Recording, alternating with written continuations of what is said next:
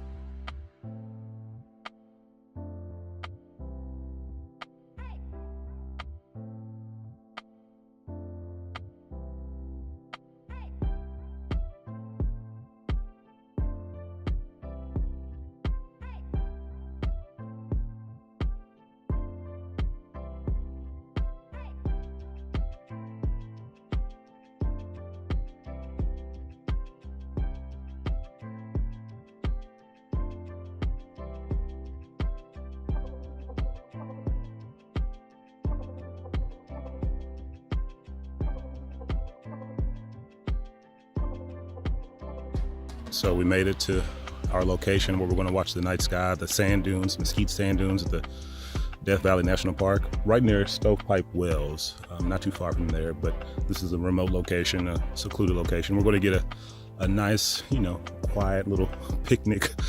Nothing here yet, but we're going to set up a little area just to lay back and just enjoy, understanding how small we are and really how large we are if we consider ourselves a part of this vast, great cosmos, right? If we really think about it, literally, we are it, and just it looking back on itself potentially. But yeah, the Milky Way is what we came out here for.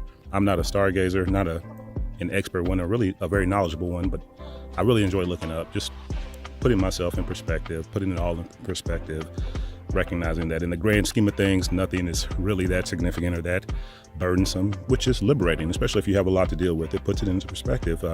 It may make you feel small, so if you felt great and large, then it'll put you in your place, and you might not like that. But if perspective and understanding your relative insignificance in the grand scheme of things, although you're awesome individually in whatever form you manifested in, whatever you call yourself, however you are in this world, you're awesome. But in the grand scheme of things, you're a small part of a magnificent whole, as I see it anyway. So I'm going to try to capture some night skies if I can. I'm working with, amateur equipment, so I don't know if that'll be possible, but it's pretty dark out here, so I should be able to. It's a little after 9. Or is it after 8? I lied. It's a little after 8. It is 1:18 in Death Valley, so it's a pretty, toasty evening. It should drop down to right around 90 something if we're lucky. We're going to stay out here as long as we can. The Milky Way should be no longer visible this time of year, slightly after midnight in this location. So we'll be out here for a few hours. Hopefully we survive. We have plenty of water, plenty of water, plenty of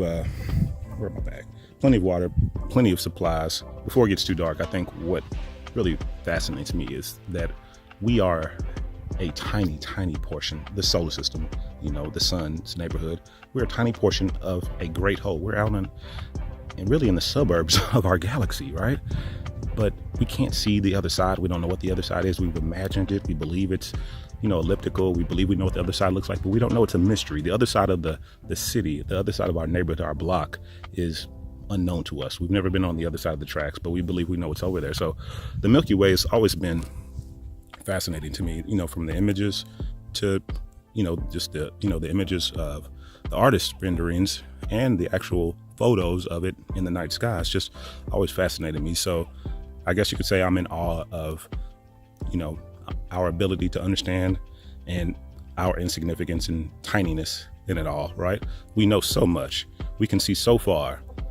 And we have reached beyond what was just unimaginable just 100 years ago. However, we still don't know most things, and we still aren't certain absolutely about very, very much, or if anything, right? So I think the Milky Way, seeing it, being out here in the night sky, what it does is it really just helps put everything in perspective. It helps you recognize how far we've come, how wonderful human beings are, and also how much further we have to go. Now, I'd like to say that my camera failed, or the pictures didn't turn out well, or that the weather was bad, but I simply forgot to capture the night sky and the Milky Way once it got dark. This is the second time I've completely forgotten to take pictures of the Milky Way and the night sky because I was too enthralled with it by looking at it directly, right? Just being honest, YouTube, my opinions, and my concerns seem of little importance when staring at the galaxy with the naked eye. And to be clear, you can easily see the Milky Way with the naked eye if the moon isn't out. While Death Valley is remote, disturbingly quiet, and dark, I have to say that the sky was better in Colorado and Westcliff, Silvercliff.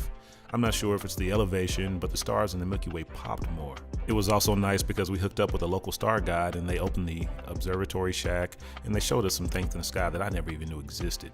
Not to mention, the heat in Death Valley is scary. It's a dangerous place and enjoying being outside is difficult. But if you're near either or any other dark sky park, it's a bucket list item for sure. Just be mindful of your neck. You might strain it looking up. Thanks for watching, people. I'll see you on the next one. Have a great day.